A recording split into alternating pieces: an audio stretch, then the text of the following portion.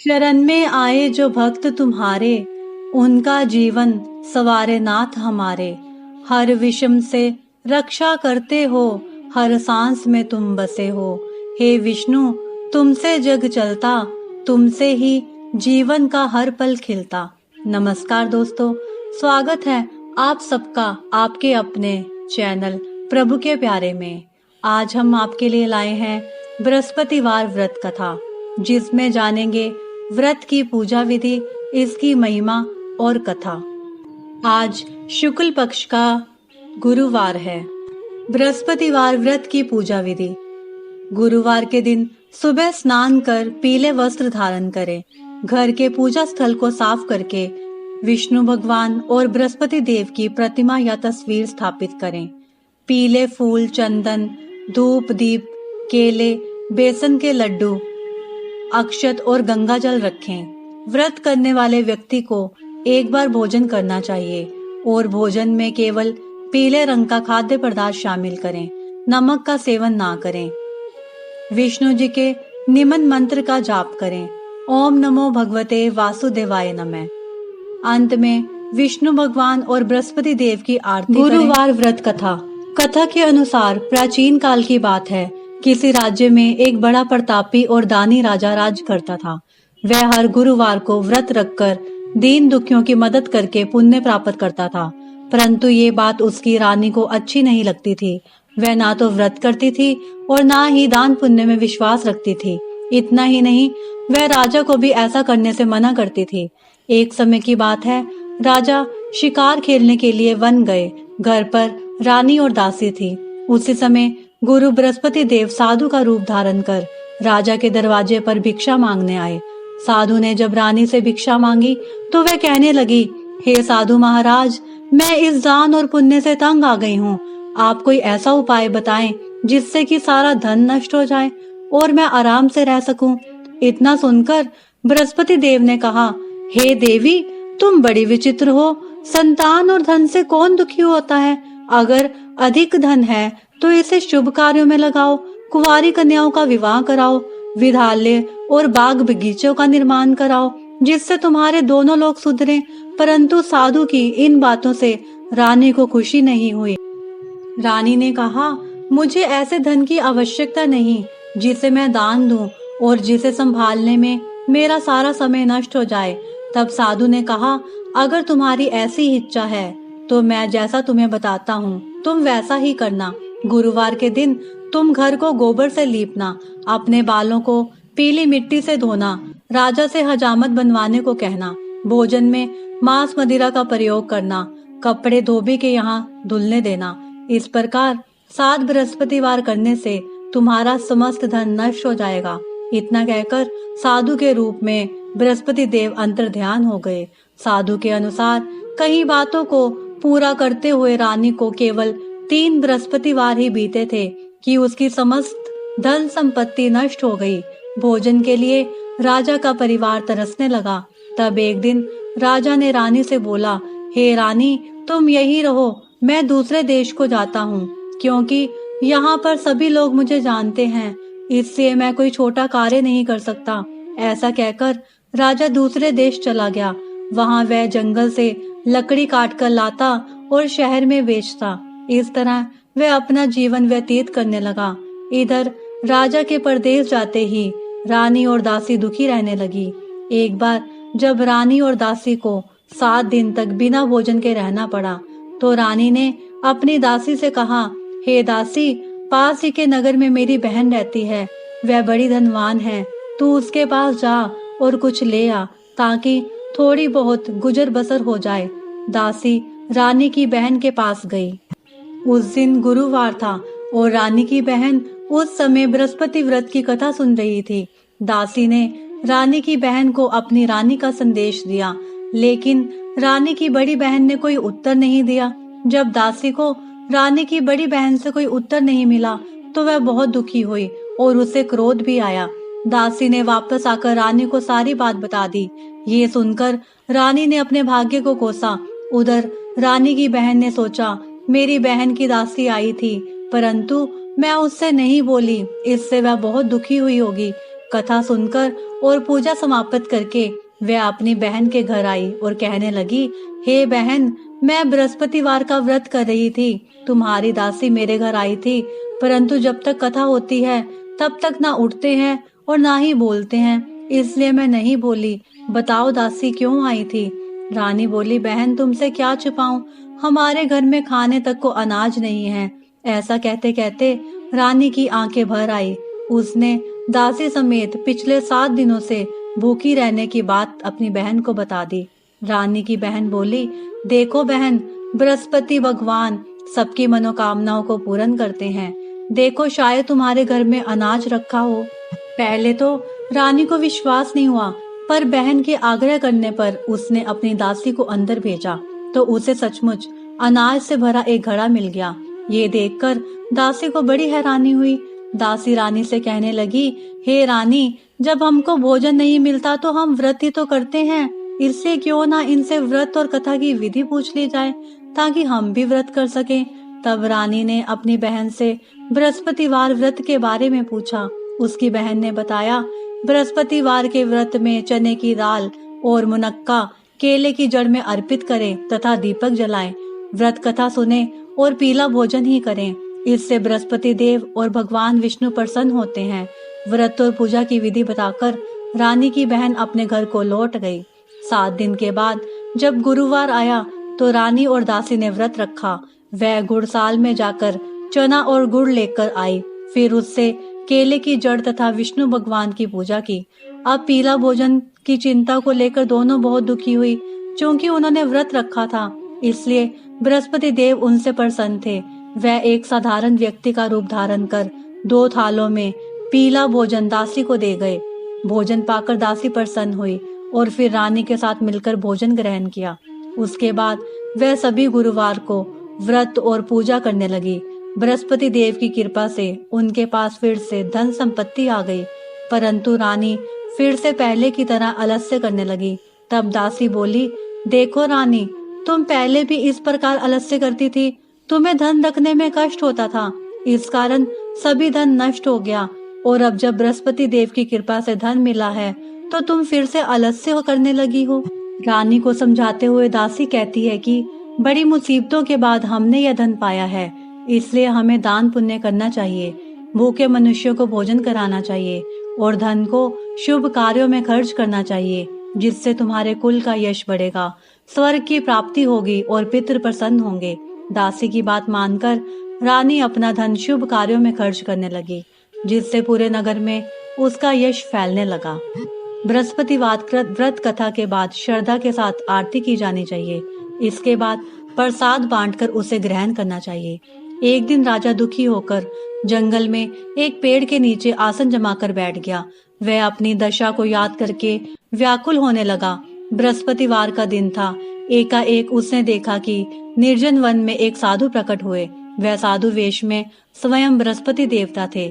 लक्कड़हारे के सामने आकर बोले, हे लक्कड़हारे, इस सुनसान जंगल में तू चिंता मगन क्यों बैठा है? लक्कड़हारे ने दोनों हाथ जोड़कर प्रणाम किया और उत्तर दिया, महात्मा जी, आप सब कुछ जानते हैं, मैं क्या कहूँ? यह कहकर रोने लगा और साधु को अपनी आत्म कथा सुनाई। महात्मा जी ने कहा, तुम्हारी स्त्री ने बृहस्पतिवार के दिन बृहस्पति भगवान का निरादर किया है, जिसके कारण रुष्ट होकर उन्होंने तुम्हारी यह दशा कर दी। अब तुम चिंता को दूर करके मेरे कहने पर चलो तो तुम्हारे सब कष्ट दूर हो जाएंगे और भगवान पहले से भी अधिक संपत्ति देंगे।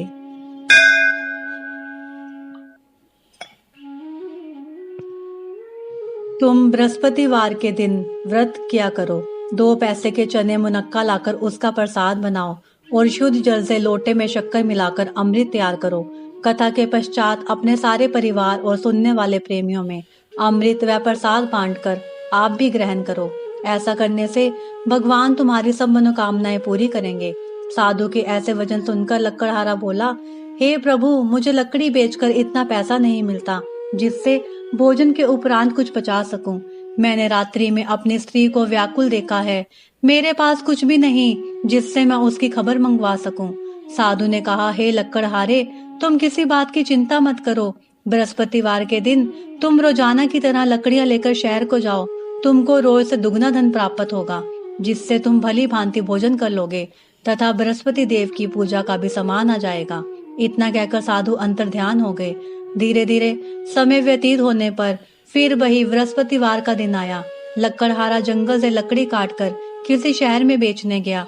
उसे उस दिन और दिन से अधिक पैसा मिला।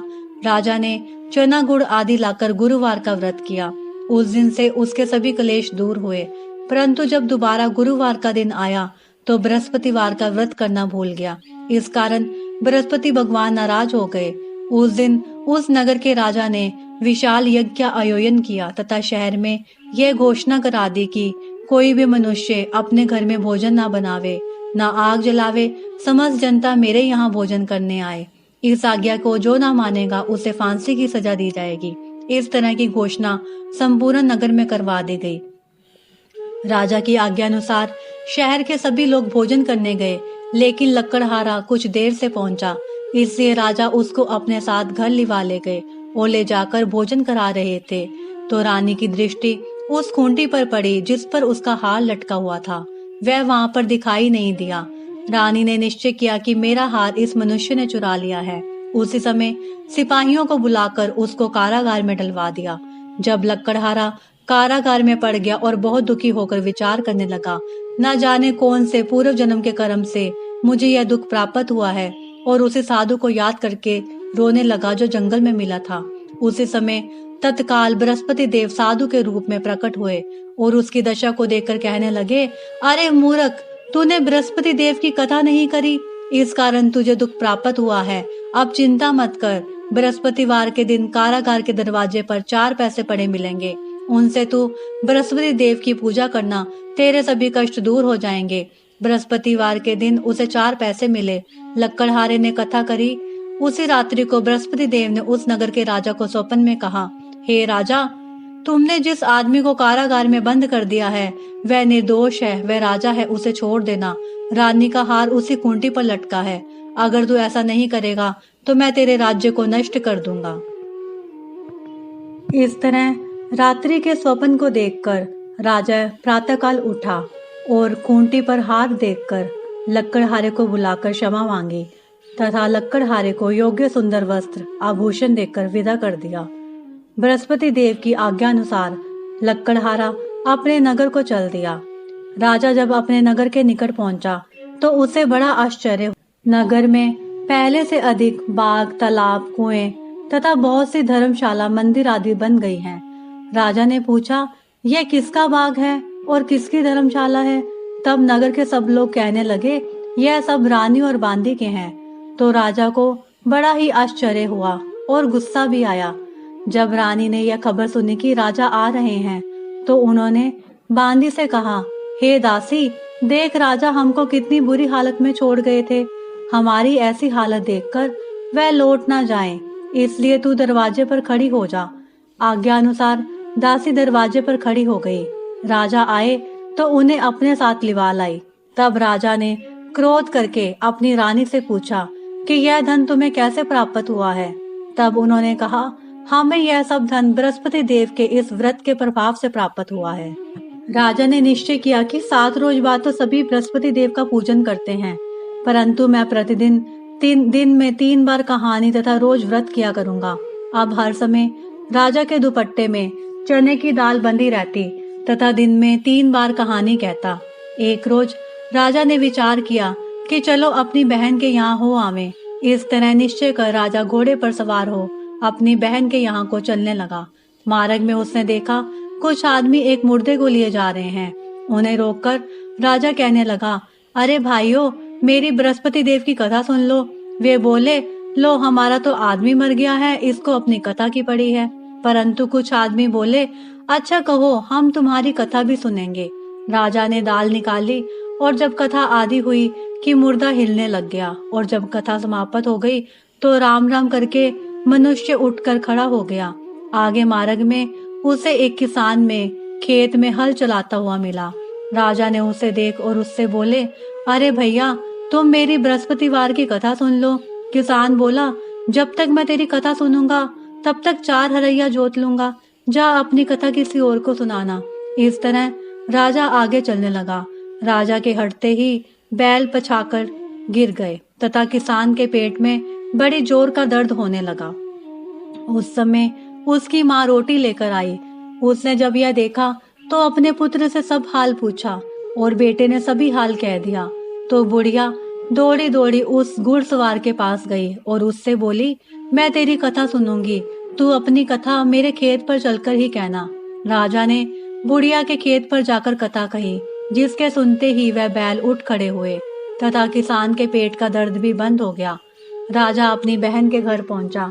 बहन ने भाई की खूब मेहमानी की। दूसरे रोज प्रातः काल राजा जागा तो देखने लगा कि सब लोग भोजन कर रहे हैं। राजा ने अपनी बहन से कहा, ऐसा कोई मनुष्य है जिसने भोजन नहीं किया हो? मेरी बृहस्पतिवार की कथा सुन ले। बहन बोली, हे भैया, यह देश ऐसा ही है। पहले यहाँ लोग भोजन करते हैं, बाद में अन्य कार्य करते हैं। अगर कोई पड़ोस में हो तो देख आऊं। वह ऐसा कहकर देखने चली गई, परंतु उसे कोई ऐसा व्यक्ति नहीं मिला जिसने भोजन ना किया हो। अतः वह एक कुम्हार के घर गई, जिसका लड़का बीमार था। उसे मालूम हुआ कि उनके यहाँ 3 रोज से किसी ने भोजन नहीं किया। रानी ने अपने भाई की कथा सुनने के लिए कुम्हार से कहा। वह तैयार हो गया।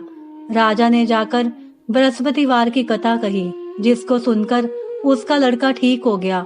अब तो राजा की प्रशंसा होने लगी। एक रोज राजा ने अपनी बहन से कहा कि हे बहन, हम अपने घर को जाएंगे, तुम भी तैयार हो जाओ। राजा की बहन ने अपनी सास से कहा। सास ने कहा, हाँ चली जा, परंतु अपने लड़कों को मत ले जाना, क्योंकि तेरे भाई की कोई औलाद नहीं है। बहन ने अपने भैया से कहा, हे भैया, मैं तो चलूंगी पर कोई बालक नहीं जाएगा। राजा बोला, जब कोई बालक नहीं चलेगा तब तुम क्या करोगी? बड़े दुखी मन से राजा अपने नगर को लौट आया। राजा ने अपनी रानी से कहा, हम निर्वंशी हैं, हमारा मुंह देखने का धर्म नहीं है और कुछ भोजन आदि नहीं किया। रानी बोली, हे प्रभु, बृहस्पति देव ने हमें सब कुछ दिया है, वह हमें औलाद अवश्य देंगे। उसी रात को बृहस्पति देव ने राजा से स्वप्न में कहा, हे राजा उठ, सभी सोच त्याग दे, तेरी रानी गर्भ से है। राजा की यह बात सुनकर बड़ी खुशी हुई।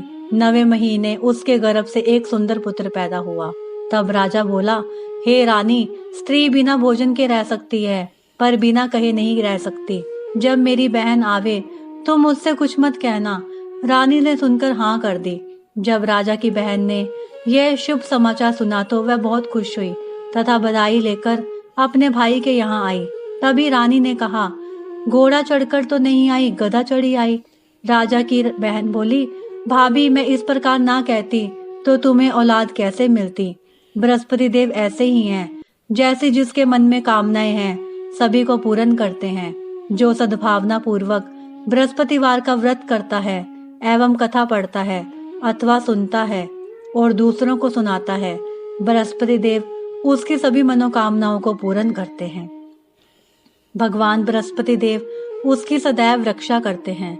संसार में जो मनुष्य सद्भावना से भगवान जी का पूजन व्रत सच्चे हृदय से करते हैं तो उनकी सभी मनोकामनाएं पूर्ण करते हैं। जैसी सच्ची भावना से रानी और राजा ने उनकी कथा का गुणगान किया तो उनकी सभी इच्छाएं बृहस्पति देव जी ने पूर्ण की थी। इसलिए पूर्ण कथा सुनने के बाद प्रसाद लेकर जाना चाहिए। हृदय से उनका मनन करते हुए जयकारा बोलना चाहिए। बोलो बृहस्पति देव की जय, भगवान विष्णु जी की जय। दोस्तों, उम्मीद है कि आपको यह व्रत कथा और जानकारी पसंद आई होगी। अगर हाँ, तो इस वीडियो को लाइक करें, शेयर करें और हमारे चैनल को सब्सक्राइब करना ना भूलें। धन्यवाद। जय श्री विष्णु।